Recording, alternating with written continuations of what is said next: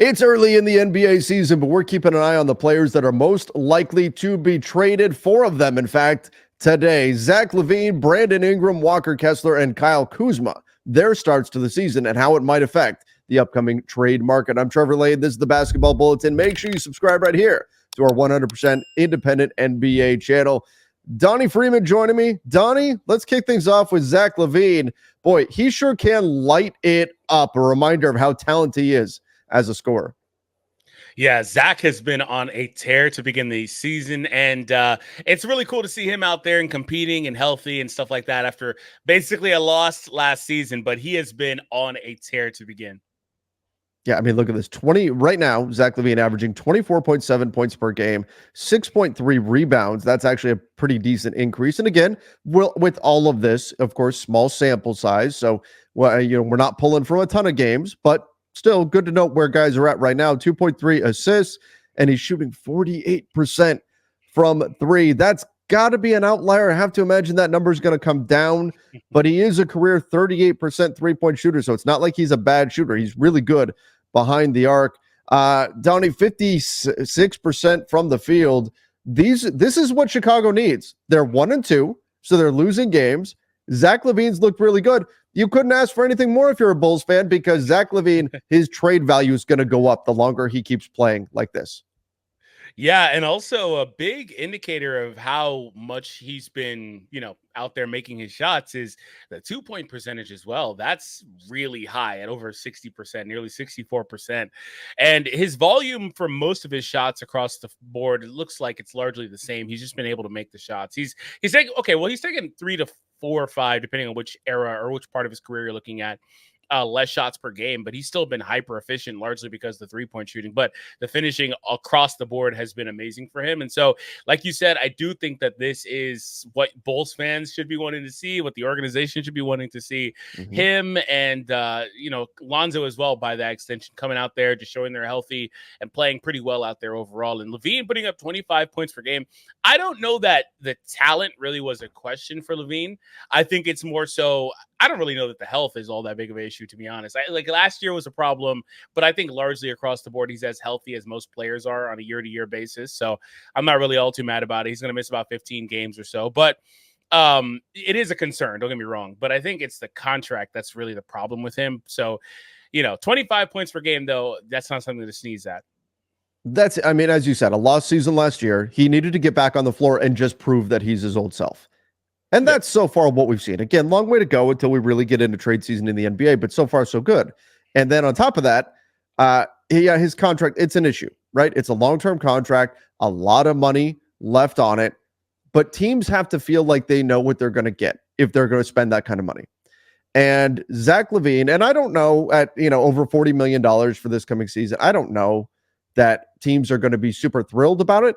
But over the summer, the Chicago Bulls tried to move Zach LaVine, and they couldn't get a deal done. I think teams were not interested in taking on that contract. If he's playing like this, though, if he's staying on the floor and teams are seeing him average 25 a game, that may change. Teams may talk themselves into say, well, that contract's still not great, but maybe it's not the worst thing in the world if it means we're getting a dude who can drop 25 points per game, hyper efficient scoring the basketball.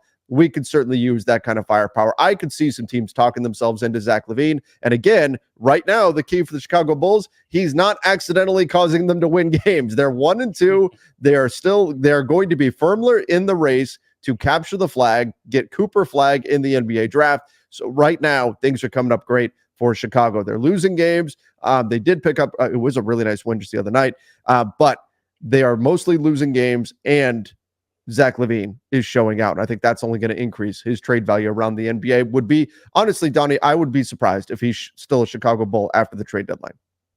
Yeah, I think so too. The thing with him is also he's, like you said, the efficiency. It's not like he's on a bad team and he's getting 30 shots a night, right? He's putting up 25 points on 15 even. So he's not taking a bunch of shots. He's just been hyper efficient to begin. And like I said, I don't think it's a question of the talent. The contract is the problem. And so while he's putting up 25 points per game, he gets paid more like a, first or second star in your team, not the third star he'd probably be for a lot of teams. So I think that's where it is. But regardless, I wouldn't be surprised if somebody that's pretty close decides to take a flyer on somebody that can potentially give you 25 every night. So, he's a good player to keep an eye on. It's just, that number is kind of big, but that production, you can't look otherwise for it. Not a lot of guys can do what he's doing. Now, the one big negative that stands out like a sore thumb, 5 turnovers per game, a by far career high in turnovers. I do believe that number is going to come down. Yeah. But still, something to keep an eye on. If he continues to turn the ball over, that will certainly diminish his value. But let's jump over to New Orleans, the Pelicans with Brandon Ingram. Pretty clear what's going on in New Orleans. They paid Trey Murphy III. Herb Jones has a long-term deal. B.I. Brandon Ingram, he is the odd man out. They do not want to keep Brandon Ingram, at least not on his current salary. They don't want to be, the Pelicans don't want to be the team to give Brandon Ingram his next contract. The problem is nobody else does either. Kind of like Zach LaVine. Nobody wants Brandon Ingram to have a Zach LaVine-esque salary where he's at his best a third best player on a championship level team. Nobody wants to give Brandon Ingram max money and then have him as your top 1 or 2 guys, knowing that your ceiling is very limited if he is your first or second best player. But so far this season, again, a contract year, oh boy. Brandon Ingram, now again, small sample size, 2 games, 27 points, 7.5 rebounds, and here's the big deal for the Pelicans. We had all heard all these rumblings over the summer about Brandon Ingram and him taking more threes this year.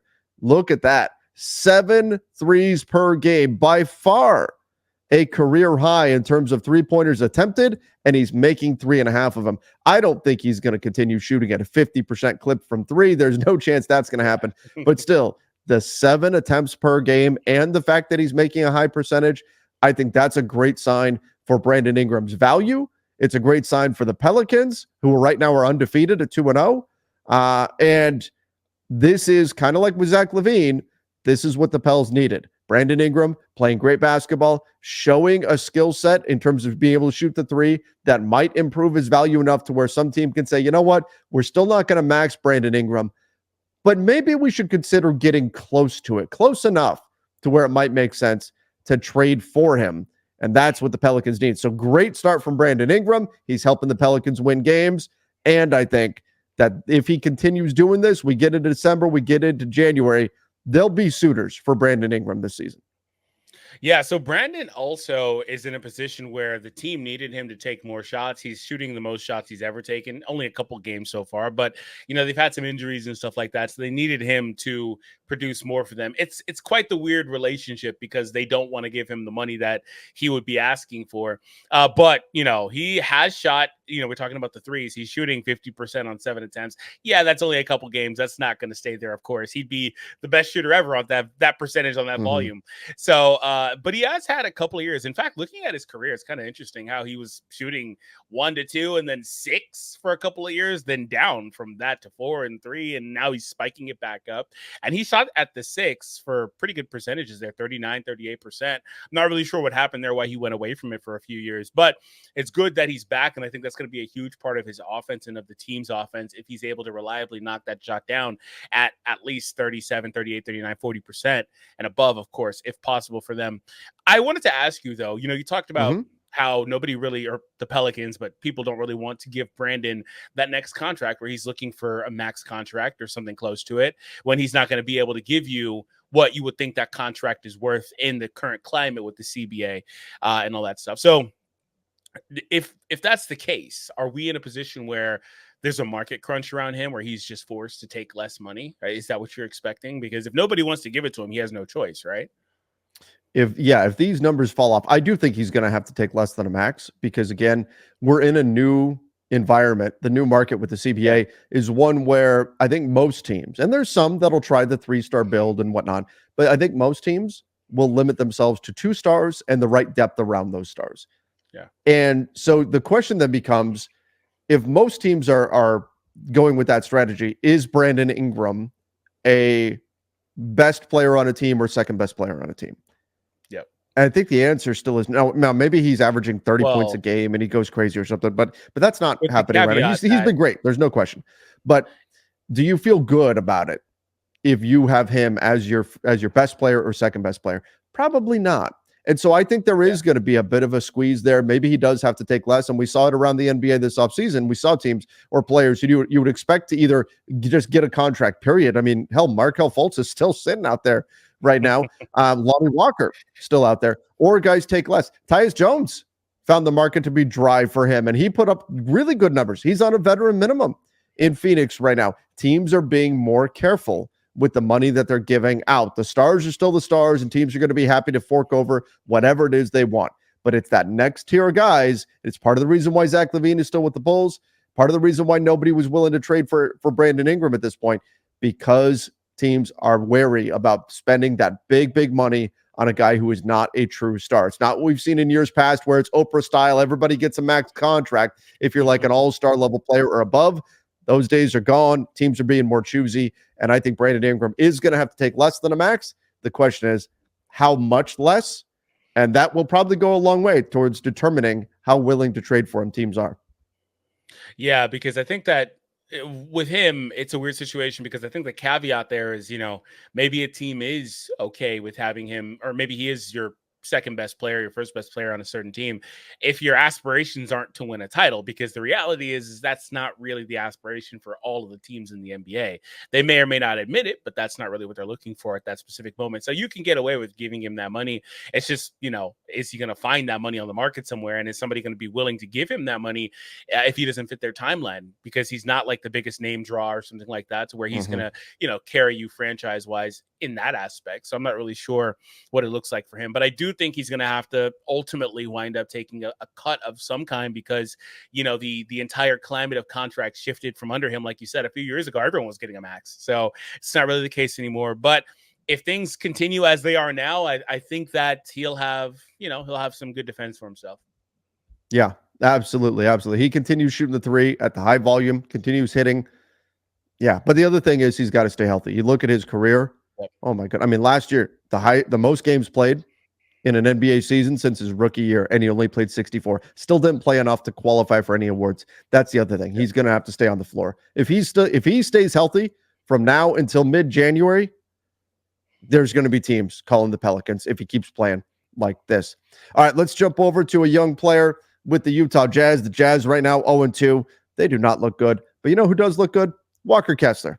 Walker Kessler, one of the big names that's out there on the trade market. You look at what he's done so far. 9 points, 3 blocks, leading his career right now. 3 blocks per game, the most we've ever seen from him. 11.5 rebounds, again, a career high. He's been an absolute monster. And you know what, Donnie? Here's the thing. The first 2 guys, they're increasing their trade value around the NBA. Walker Kessler might be playing his way off of the trade market. He's got a tiny contract. It's only like $3 million. Now, the Jazz will need to pay him on his next deal, but there has to be a point where he plays so well, the Jazz say, what are we doing? Why don't we just keep him? One of the big sources of conflict last year was they didn't want to start him. He only started 22 games last season of the 64 that he played. He wasn't happy with that, so he wanted out, but that's gone away now. The Jazz are starting him. He's crushing it on the glass. He's blocking shots like crazy. I'm wondering if the Utah Jazz just say, you know what? We're just going to keep him. He's too good. We're not going to trade this guy. I never thought they should be trying to trade him in the first place. Like, I get that he's not the quote-unquote modern style center where he's out there spacing the floor. I mean, maybe he develops into that. He's still young, obviously. He's not the typical modern day center. He's more of a throwback type, but I think that he's very valuable. I mean, he's somebody that's doing all of what he's done in his career at 23 or 25 minutes per game, and he's giving you this production basically off the bench or in, minor role starter minutes. So like he's valuable in my opinion. I never thought they should be trying to trade him. Also, I thought that with him, since they kept Lowry, it seems like they're more all in on trying to build around Lowry. I think that they should also, again, keep Walker. I don't really see much reason if you're the Jazz to try to trade him off. Now, like you said, he is going to need a bump, and he technically is in a contract year because of that. So, I mean, that's probably part of it too, but I feel like they would be comfortable paying him that money because given that they haven't really committed to him to this point, I don't really think that he's going to be asking for something crazy, right? So we'll see what happens. Maybe his asking prices, give me a max extension or whatever. I don't really know, but we'll see what happens with that. Yeah, I mean, the Utah Jazz are a young team on the rise. Walker Kessler is a young player on the rise. You're right. You know what? I mean, selfishly for our Lakers, we wanted him to be on the trade market. Oh, yeah. I don't think it makes a whole lot of sense, though, for the Utah Jazz to move on from Walker Kessler. And again, I really do think he's playing so well right now. If this continues, the Jazz are just going to say, forget it. We're just going to keep this guy because he's been absolutely fantastic. But let's finish up with a player who has not been fantastic. Our old friend, Kyle Kuzma. Oh, no, Kyle Kuzma. The Washington Wizards are 0-2, and Kyle Kuzma has been awful. Now, he can be streaky. There's no question. He can be streaky, but 13 points on 28% from the field. Yikes. On 16 shot attempts. 5 boards. That's even low. That's almost a career low. That's the second lowest rebound average of his career for Kyle Kuzma. The points, the lowest average of his career. Well, no, wait. He'd had a couple of seasons at 12.8, but still really Second low lowest for minutes. Kyle Kuzma on this volume of shots. He scored less points when he was shooting 11 shots a game, but 16 attempts and shooting 28% from the field. And look at that 3-point percentage. 0%. He hasn't made a 3 yet on 4.5 attempts per game. The Wizards, they're not going anywhere. They've admitted we're in a rebuild and we still have more teardown work to do here. They're going to try to move Kyle Kuzma among other players. If he doesn't pull out of this funk, and he's got plenty of time to do it, but if he doesn't pull out of this funk, nobody's trading for Kyle Kuzma. Yeah, they are clearly in a position where they're not really trying to even put him out there all that much. He's averaging the second lowest minutes per game of his career by literally 1 minute, and that's 26. And the other year was the 2020 season where he came off of the bench. So, it is what it is for him. He only started 9 games in 2020. So with Kuz, yeah, he's absolutely not making any of his shots. I just kind of feel like he's doing that thing where a good player is on a bad team and they just kind of mail it in, like you can either go two ways. You can do the Zach LaVine thing where you're like going out there, let me show what I've got, but you could also just be like, okay, I'm just going to mail it in. Some guys just do it that way where, they don't look spectacular. I think this will obviously rebound. I don't expect him to shoot 28% on the season or 0% from 3, right? But I expect him to fall more in line with what he's been over the last few years, maybe 18, 19, 20 plus per game, and just go out there and be a shot checker. A thing I haven't really looked at Kuz's shot chart in a long time here, or his percentages and stuff.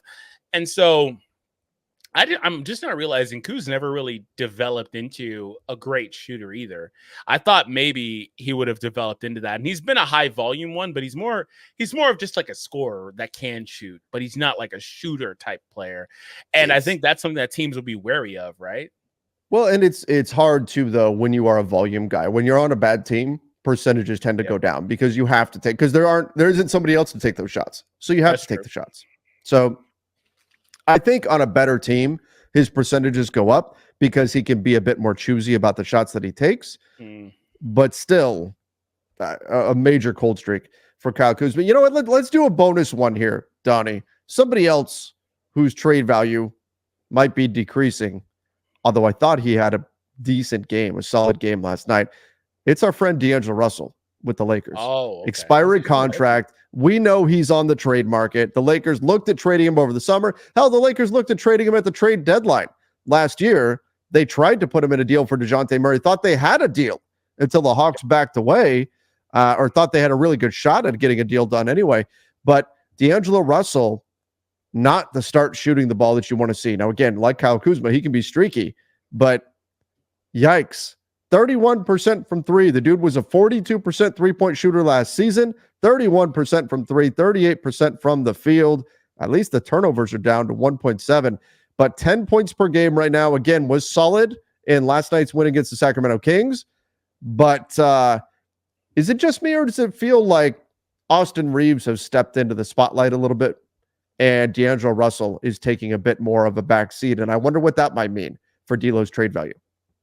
Yeah, it's not just you, but that is the case. I can't tell you how often I look up and AR is the one with the ball in his hands and D'Lo's off ball on one of the wings, right? It feels like very much that they have put a lot of the offense in Austin's hands. And with that, D'Lo's also taking less shots up to now. I think he's taking 4 or 5 less shots than he was taking last year. He's just kind of out there. So if he's not putting up the attempts and stuff, it doesn't look the same for him. And obviously the shots he's putting up, he's not making. I do expect that to rebound. I think last night was a good step in that direction for him, but it definitely looks like he is somebody that's taking a bit of a step back, which is not great for he himself being on a contract year. All these guys are basically on contract years, it looked like, but being on a contract year, and also, he doesn't really want to get traded. He said before that he wants to be somewhere.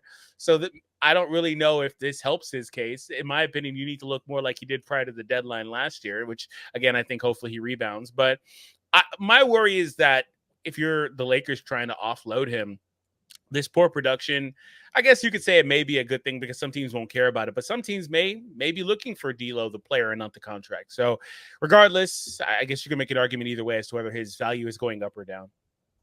So if teams were looking at DAngelo Russell before as just an expiring contract, that has not changed. They are going to continue to look at him as just an expiring contract. But pulling the stats, look at this, Donnie.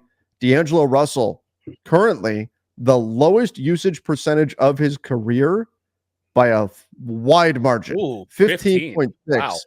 The lowest usage percentage of his career by far. Austin Reeves, meanwhile, the highest usage percentage of his career, but just barely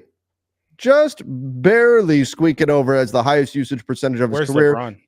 20.4 compared to 20.3. LeBron's I pulled earlier today. LeBron has the lowest usage percentage of his career this season. Oh, okay. He's been trending that way for the last couple of years. On a side note, he's been trending there. But that's the eye test right there, because I can't tell you enough. Every time I see them in something, D'Lo is the one off the ball. AR has the ball the entire game, and so I wonder if that is impacting D'Lo. It's the classic let Russ be Russ, right? Except it's with the other Russ this time. This Russ.